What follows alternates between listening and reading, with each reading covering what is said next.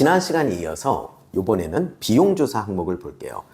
현금 매출 누락 조사에 비해서 비용적 조사는 굉장히 심플합니다. 하지만 현금 매출 누락이 없는 병원들은 이 비용조사가 우리 조사 기간의 대부분을 차지한다고 할 수 있겠죠. 정기조사 같은 경우는 1년짜리 조사는 보통 한 달 정도 하고요. 특별조사, 3개년도 조사 같은 경우는 2달 이상 조사를 하고 있습니다.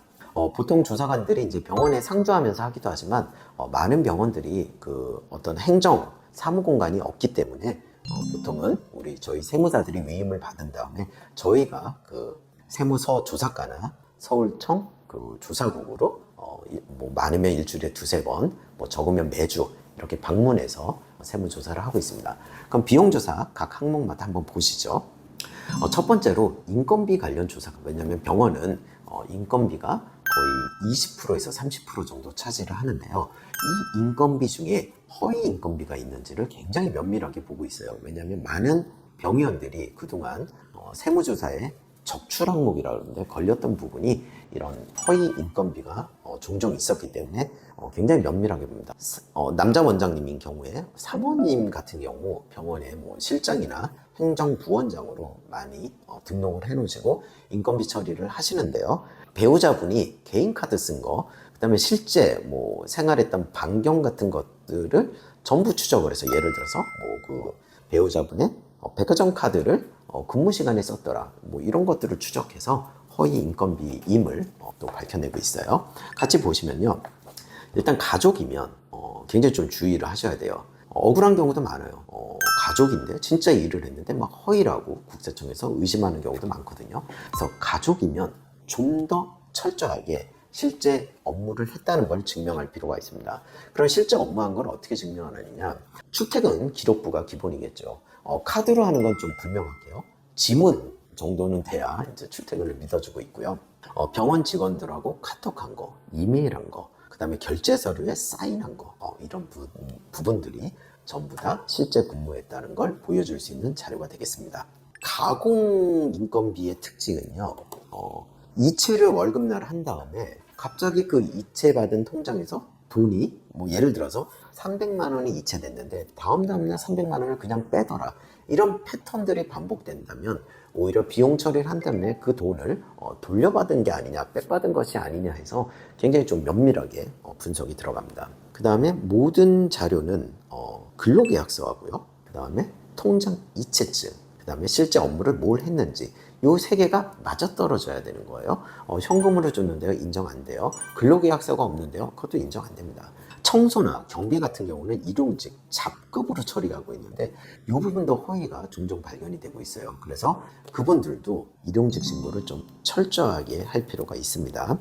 마지막으로는 우리 페이닥터 경우에는 그 급여가 굉장히 높은데 현금 매출 누락을 하는 병원들 같은 경우는 페이닥터 급여도 같이 누락을 합니다. 근데 어디선가는 이걸 인출해서 줬었기 때문에 원장님 통장, 어느 병원 사업용 통장에서 얼마를 현금으로 빼갔는지도 조사를 하고 있어요.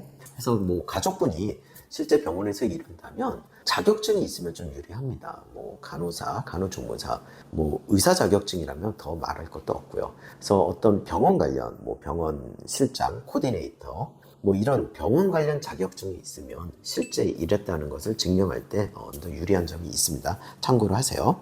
마지막으로 비용 조사할 때 사업 무관경비, 가사경비에 대한 조사가 굉장히 좀 꼼꼼하게 이루어지고 있는데 개인 사업이다 보니까 법인과 달리 그 카드를 쓸 때 병원용하고 그 다음에 일반 개인용하고 좀 구별이 안 되는 경우들이 종종 있어요. 그런데 일단은 뭐 비용이 부족하다, 또 세금을 줄이려면 비용을 더 넣어야 되니까 가사경비들이 이렇게 섞여서 들어가는 경우들이 많이 있죠. 그래서 그 부분을 좀 세무조사 나왔을 때 선별을 합니다. 보통 선별을 할 때는 병원이 위치한 근처에 어떤 뭐 쇼핑을 하거나 밥을 먹거나 술을 먹은 거면 어느 정도 인정이 되지만, 병원에서 굉장히 멀리 떨어진 있는 지역에서 뭐 밥을 먹었다든지 술을 먹었다든지 했을 때는 그 사실 여부를 좀 더 따지고 있습니다. 그래서 그 카드를 사용한 그 주소도 굉장히 좀 중요해지죠. 그 다음에 접대비 쪽에 가족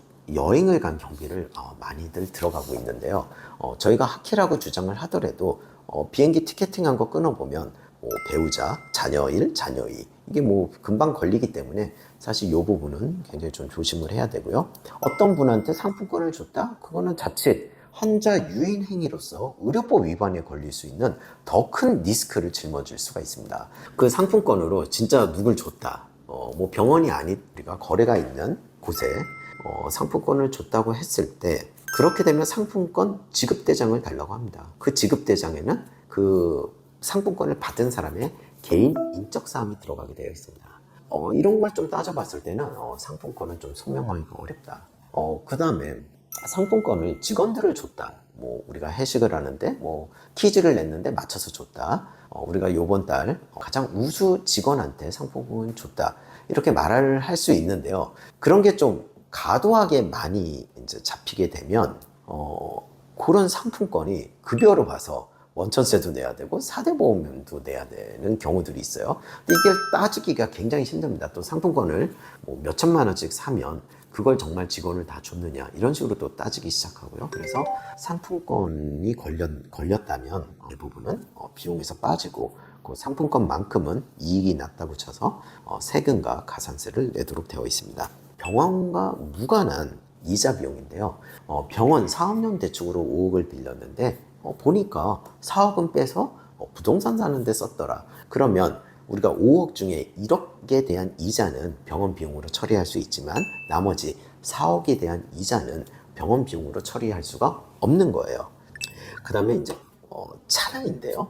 차량에 대해서는 정말 말이 많다. 많은 원장님들이 제일 전화가 많이 오는 게 요번에 뭐 2억 8천짜리 차를 사기로 했는데 이게 비용 처리가 될까요? 물론 차량에 대한 비용은 많이 처리는 안 돼요.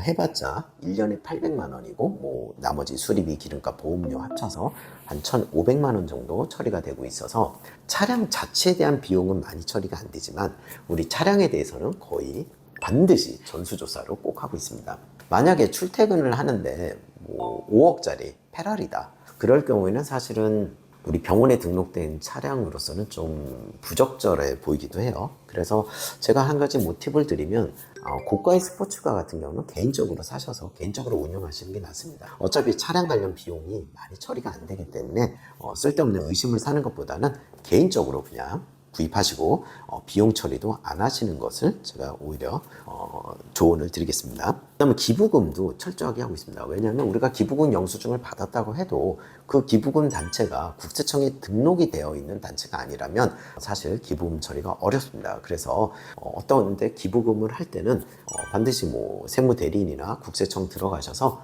그 기부금 처리가 되는 단체인지 확인하는 것이 좋겠습니다. 그 외에도 도서인쇄비, 사무용품비, 소모품비 이런 부분들의 가사경비가 들어갔는지 카드를 썼지만 요거는 집에서 썼을 가능성이 크다는 그런 항목들이 있어요. 특히 뭐 가전제품, 그 다음에 의류제품 같은 경우에는 병원에서 쓰기보다는 집에서 썼을 가능성이 크기 때문에 그 부분에 대해서도 면밀히 살펴보고 있습니다. 마지막으로 광고 선전비를 통해 또는 인테리어비를 통해서 비용을 좀 뻥튀기 하는 부분들이 있는데요. 뭐 예를 들어서 광고를 200만 원치 하는데 월 업을 시켜서 300만 원으로 끌었다. 그래서 100만 원씩 계속 더 비용 처리를 했다. 그래서 그런 걸 좀 살펴봐요. 광고 선전비 같은 경우에는 실제 계약서가 어떻게 이루어졌는지, 이체가 얼마 됐는지 실제로, 그 다음에 성과물이 어떤 건지 이 세 가지를 같이 보고 있습니다. 그 이유는 이 광고가 실제 이루어졌고 그 비용만큼 해당 광고가 이루어졌는지를 검증하기 위해서요. 인테리어도 마찬가지입니다. 집에서 인테리어 했는데 뭐 병원에서 인테리어 한 건 꾸미는 일들도 종종 있습니다. 그런 걸 찾기 위해서 인테리어 계약서, 그 다음에 어떤 인테리어 설계서, 우리 성과물이 설계서죠. 그 다음에 인테리어를 한 후 전후 사진이라든지, 그 다음에 정확하게 그 금액이 이체되었나를 살펴보고 있습니다. 그래서 이 비용 조사는요, 사업 무관인 경비들이 들어가는 경우들이 많이 있기 때문에 굉장히 국세청에서는 꼼꼼하게 하고 있다고 하겠습니다. 그래서 우리 비용 정리까지 한번 설명을 드렸습니다. 감사합니다.